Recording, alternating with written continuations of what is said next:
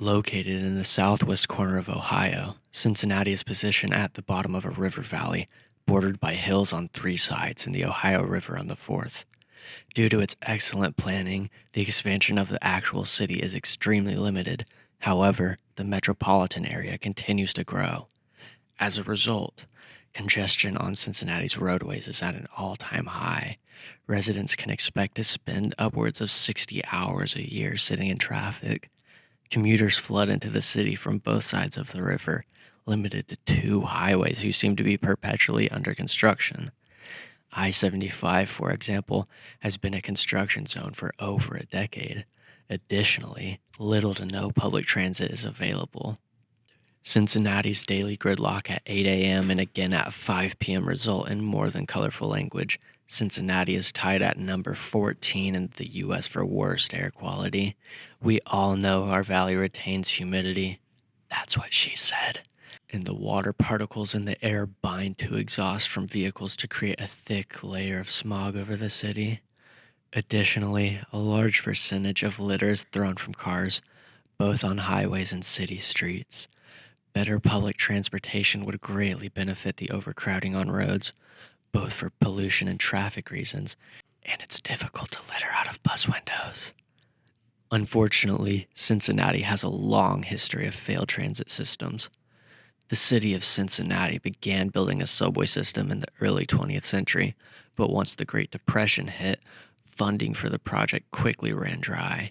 Now the Queen City sits atop the largest abandoned subway system in the US of A, designated as an unsafe space for the public. Today, the metro is the main public transport option for citizens of the greater Cincinnati area, but when only 55,000 daily trips are made in an area with a population of 2 million, you have to wonder whether the public views it as a viable option. To make matters worse, the metro has been failing to pass levies and as a result cut over 400 of its 5,000 stops in December of 2019 alone. To top it all off, I-75 and I-71 join at the Brent Spence Bridge as it crosses the Ohio River into Kentucky. The bridge has been dubbed by some as the #1 infrastructure emergency in the United States. Built in 1960, the bridge now carries double its original capacity daily and stands as a major bottleneck for traffic. Concerns increased when pieces of concrete were seen falling from the upper level to the lower level of the bridge. Cincinnati, it seems, is fundamentally backwards in its position on transportation and has been since its inception.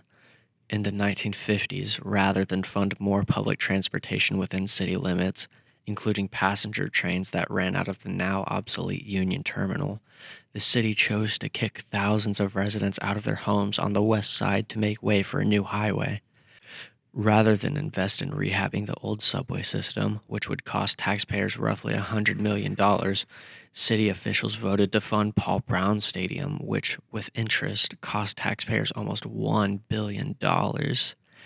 Obviously, there's money to support a designated public transit system, but for some reason, officials refuse to view it as an issue.